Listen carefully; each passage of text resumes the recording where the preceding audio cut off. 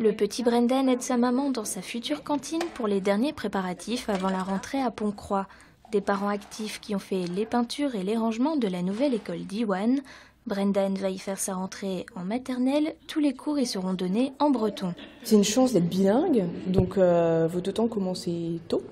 Donc voilà, en le mettant à Diwan. Ici, on n'a pas d'école bilingue, donc c'est l'immersion de toute façon le plus efficace.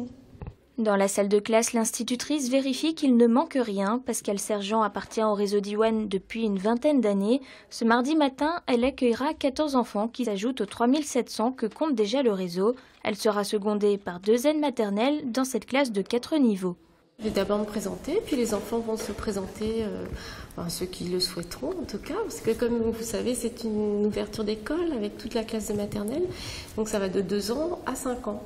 Alors vous pensez bien que les petits ont été un petit peu réservés, mais à 5 ans, on est déjà capable de se présenter. C'est très enrichissant comme expérience, et puis je vois que les parents sont motivés, le comité de soutien toujours aussi motivé qu'au balbutiement du projet.